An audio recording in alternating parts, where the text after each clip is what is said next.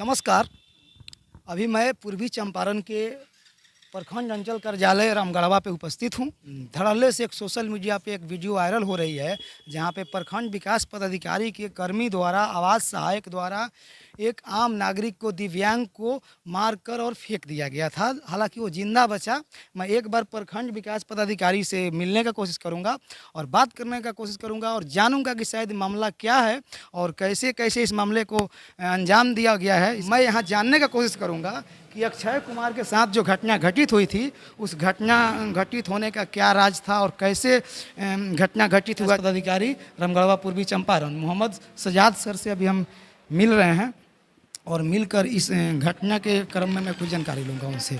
आप देख सकते हैं अभी हमारे प्रखंड विकास पदाधिकारी महोदय हैं और मैं इनसे कुछ सवाल करूंगा और उस घटना के बारे में, जिस घटना को इतना बड़ा रूप दिया गया, उस घटना के बारे में मैं इनसे दो चार शब्द पूछना चाहूँगा, बात करना चाहूँगा। सबसे पहले सर, आपका भ्रष्टाचार विरोधी मंच में स्वागत है सर। वीडियो सर जी स्वागत है, बोलिए।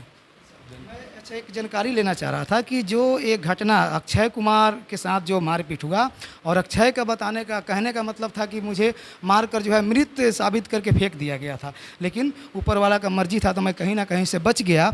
और बचने के बाद फिर उन्होंने कानूनी कार्रवाई प्रक्रिया के लिए बहुत सारा प्रोपगंडा करा। खैर वो तो अलग बात है उन्होंने क्या किया, लेकिन आपको भी इसमें इन्वॉल्व किया जा रहा है कि आपके सामने आप कहीं ना कहीं वहाँ पे बैडमिंटन टेनिस खेल रहे थे और आपके नज़र के सामने इतना बड़ा घटना को अंजाम दिया गया। देखिए, इस घटना का जहाँ तक बात है और आपने ये कहा कि इस घटना में मुझे जोड़ा जा रहा है, तो घटना शायद 22 तारीख की रात की है और 22 तारीख की रात के बाद 23 तारीख को मुझे इसकी जब जानकारी मिली तो सबसे पहले मैंने ही थाना प्रभारी को सूचना दिया था। और 23 तारीख को जो दिव्यांग अक्षय बाबू हैं, उन्हीं का जो बयान है वो अलग है।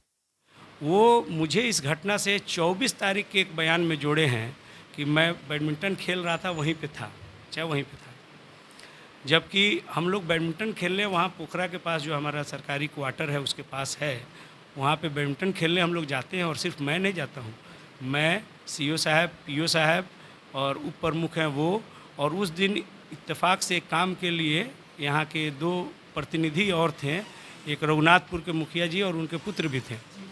ठीक है, हम लोग 6 लोग थे और हम लोग बैडमिंटन खेले। बैडमिंटन खेल के वापस आ गए। हम लोग के सामने ऐसी कोई घटना नहीं हुई। और एक सामान्य बुद्धिजीवी के नाते सोचिए कि अगर यहाँ 4 पदाधिकारी और इतने जनप्रतिनिधि और उनके सामने अगर कोई घटना अगर क्या घटित होती तो क्या हम लोग चुपचाप खड़े होकर देखते? तो हम लोग के सामने ये घटना घटित नहीं हुई है। हम लोग खेल के वापस आ गए हैं। उसके बाद कभी रात में वो घटना हुई है, ठीक है। लेकिन हम लोग को 23 तारीख को पता चला और मैं ही सबसे पहले थाना प्रभारी को खबर करने वाला हूँ कि ऐसी ऐसी घटना हुई है, आपके पास जाएगा तो आप इस पर कानूनी कार्रवाई जो उचित लगे वो कीजिएगा। सर एक चीज़ और जानकारी लेना चाहूँगा, क्योंकि आपके प्रखंड कार्यालय का एक कर्मी जो आवास सहायक के नाम से जाने जाते हैं, तो एक आवास सहायक कहीं ना कहीं से अगर इस घटना को अंजाम दे रहे हैं तो हो सकता है उनको आपका खौफ नहीं होगा। अगर आप इन्वॉल्व नहीं है इस घटने में, जैसे आपने बताया, तो कहीं ना कहीं से उस आवास सहायक को आपका खौफ नहीं होगा। देखिए, जहाँ तक मेरी जानकारी हुई, क्योंकि जब घटना मेरे क्षेत्र में हुआ है और इस तरह के एक दिव्यांग का मामला था, तो हम लोग भी प्रशासन के एक संवेदनशील पदाधिकारी होने के नाते और अक्षय बाबू से पिछले साल भर से हमारा अच्छा संबंध है, उनसे खुद पूछिएगा। तो हमने भी जो जानकारी पता की, चाहे मीडिया के थ्रू जो हमको पता चला, वो लोग, चाहे जिस आवास सहायक की बात हो रही है, वो और कुछ और लोग, वो सब एक फ्रेंड सर्किल थे। वो लोग शाम में वहाँ 6 बजे बैठे थे। हम लोग बैडमिंटन खेलने जाते हैं तो वहाँ से जनरली लोगों को हटा देते हैं कि भाई अब शाम हो गया, अपने अपने घर जाइए। हम लोग वहाँ गए तो वो लोग थे, तो हम लोग बोले भी कि वो लोग नोन थे, तो हम लोग उन लोग को नहीं हटाए। ठीक है, वो लोग अपना फिर दूर जाके हम लोगों से बैठ गए। ठीक, वो लोग अपना बैठे थे, अपना बातचीत कर रहे थे। उन लोग का वो पर्सनल अपना बातचीत हो रहा होगा, क्योंकि वो लोग एक दूसरे को जानते हैं पहले से भी। ठीक है, अब उन लोगों में क्या हुआ, किस बात को लेके झड़प हुई, चाहे जो भी हुआ, चाहे घटना हुआ, ठीक है। और ये है कि मतलब उन लोग का जो फ्रेंड सर्किल था जिसमें वो लोग थे, उसमें निसंदेह एक आवास कर्मी भी था। इस बात से तो झुटलाया नहीं जा सकता है। ठीक है, लेकिन अब उन लोगों के बीच में घटना हुई, इसके बारे में बेहतर वो, चाहे वो लोग अगर आवेदन देते हैं तो जो अनुसंधानकर्ता पदाधिकारी हैं वो डिटेल इसके बारे में पता करेंगे कि ये क्यों हुई, कैसे हुई। आवेदन तो सर एक प्रोसीजर होता है, और इस तरह का अगर कोई भी घटना घटित हो जाए अगर, तो अगर हम सोशल मीडिया पर देख रहे हैं चाहे जैसे भी हमें पता लगता है, तो हम एक निष्पक्ष और एक अच्छे पदाधिकारी का रोल करते हुए उस पर क्विक एक्शन लेते हैं। तो आपने ऐसा कुछ आवास सहायक के ऊपर आपने ऐसा एक्शन लिया, आपको लगा? मुझे जब घटना की जानकारी मिली, ठीक है, तो मैंने सबसे पहले आवास सहायक को बुला के ही पूछा था कि इस तरह का बात। हम कार्यालय में आए तो हमको सबसे पहले यही घटना पता चला कि रात में कुछ ऐसा घटना हुआ है। सबसे पहले मैं आवास सहायक को ही बुला के, और भी आवास सहायक थे, बुला के इस बात की जानकारी ली। उन्होंने ये बताया कि हाँ सर, हम लोग बैठे थे, ये वो हम लोगों में कुछ पर्सनल अपना मैटर था, जिसके कारण हम लोगों में कोई एक 1-to-1 नहीं हुआ। उन लोग का आपस, बता रहे ना, उन लोग का आपस का फ्रेंड सर्किल था, उसमें उन लोग का हुआ। और मैंने उसी वक्त देन एंड देयर थाना प्रभारी को भी बताया कि हाँ इस तरह की घटना हुई है। आपने थाना प्रभारी को सर बताया, लेकिन बताया जा रहा है कि जहाँ तक आपके विभाग से और कुछ लोगों का दबाव बन रहा है कि इस केस पे एक्शन नहीं लेने के लिए, लेकिन खैर उस चीज़ को मैं बरी करता हूँ, चूँकि आपने खुद बोला कि मैंने इसकी घटना को जानते ही और मैं तुरंत थाना प्रभारी को बताया। तो क्या थाना प्रभारी ने संज्ञान लिया इस मामले पर? बता रहे, अब थाना प्रभारी महोदय से जो मेरी बात हुई, थाना प्रभारी महोदय के पास ये लोग 23 तारीख को शाम में गया था, अपना बात भी बताया। थाना प्रभारी महोदय बोले भी कि ठीक है, दिख तो रहा है कि झगड़ा तुम्हारे साथ हुआ है, तुमको जिसके खिलाफ भी चाहे जो भी कंप्लेन लिख के देना है लिख के दो, हम इस पे कार्रवाई करते हैं। 23 तारीख को इन लोगों ने कोई कंप्लेन नहीं दिया था, और उसके बाद का मुझे जानकारी नहीं है, क्योंकि 24 तारीख को इन लोगों ने एक अपने जिस वजह से भी, चाहे मतलब हमारे विरोधी हों, चाहे जिस वजह से भी, उसमें मेरा नाम एक उसमें जोड़ दिया गया कि वो भी वहाँ मौजूद थे। तो उसके बाद मैं कहा कि भाई जब मान लीजिए कि हम स्वेच्छा से खुद ही मदद कर रहे थे और इसमें हमको इन्वॉल्व किया जाता, ठीक है, जब मेरी आवश्यकता पड़ेगी किसी भी पक्ष को, जो पीड़ित है वो हमसे मांगेंगे कि सर हमारा कोऑपरेट किया जाए, हम नहीं कोऑपरेट करेंगे तब ना।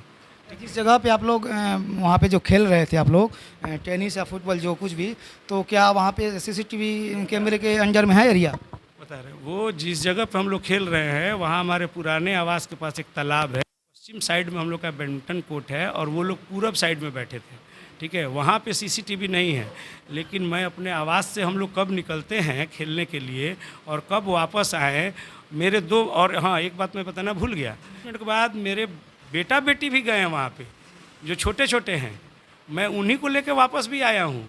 आप खुद अपने बात से सोचिए कि पदाधिकारी भी हम लोग हैं, मेरे 2 मासूम बच्चे वहाँ हैं, अगर हम लोग के सामने ये झगड़ा भी होता, कोई बहस भी करता था, क्या हम लोग चुपचाप देखते रहते?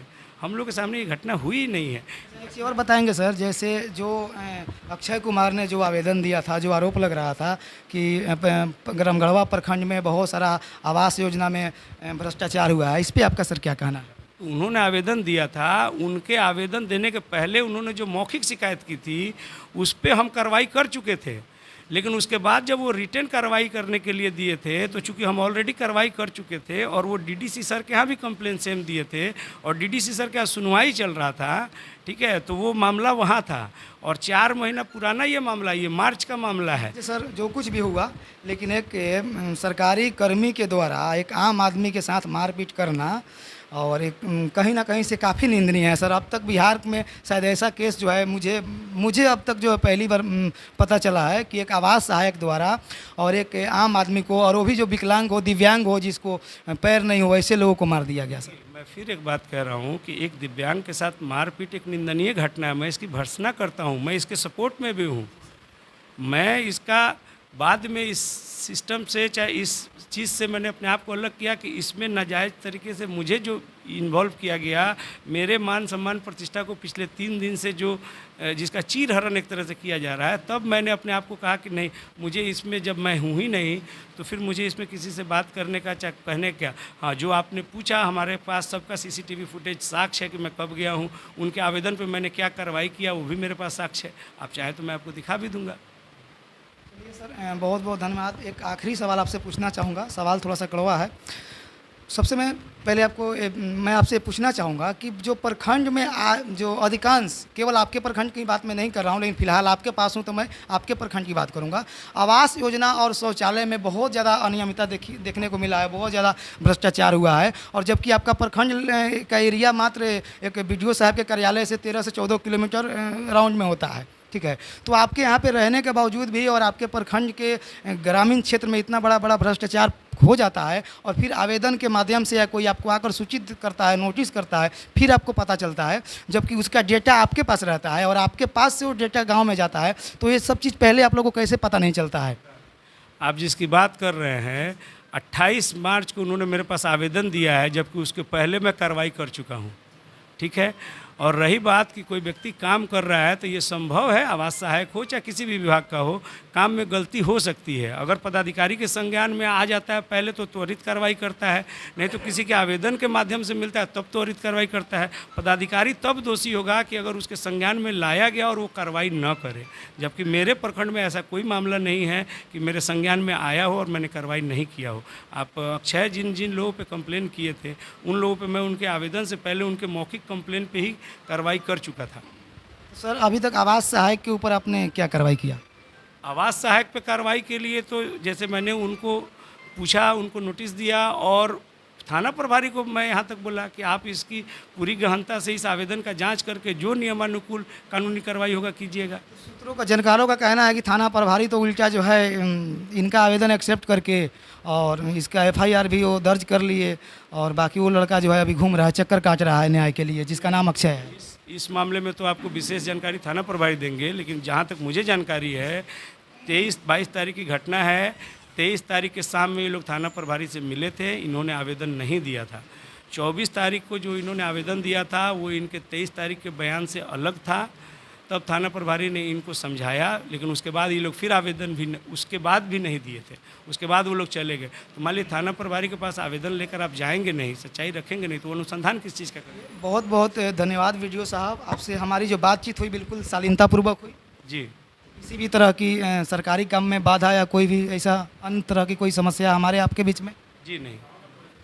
चलिए, बहुत बहुत आपका धन्यवाद है कि आपने जानकारी दिया। लेकिन दुख की बात यह है कि आपके अंचल का प्रखंड कार्यालय का एक आवास सहायक एक ऐसे निर्दोष विकलांग व्यक्ति को जो है पीट कर इस कदर पहुंचा देता है, लेकिन अब तक उसके ऊपर कानूनी कार्रवाई नहीं किया जा रहा है। तो कहीं ना कहीं से ये सवाल है और सवाल हमारे ये बिहार के सिस्टम से है। इसमें दोषी हमारे बीडीओ साहब ही नहीं है, चूँकि हमारे बिहार का सिस्टम जो है वो पूर्ण रूप से दोषी है कि इस तरह से एक कर्मचारी, सरकारी कर्मचारी जो है एक आम आदमी को, एक विकलांग लोगों को मार कर जो है अधमरा कर देते हैं। लेकिन सरकार जो है, सरकार की कानून जो है, संविधान की पाठ पढ़ाने वाले लोग जो हैं, जो रोज़ संविधान को अपने हाथों से लिखते हैं, वो लोग संवैधानिक तौर तरीका हमें समझाते हैं। और दुर्भाग्य है कि हम ऐसे ही संविधान की पाठ पढ़ते रहते हैं, हमें न्याय नहीं मिलता है और अक्षय जैसे लोगों को न्याय नहीं मिलता है और अक्षय जैसे लोगों को मारपीट दिया जाता है।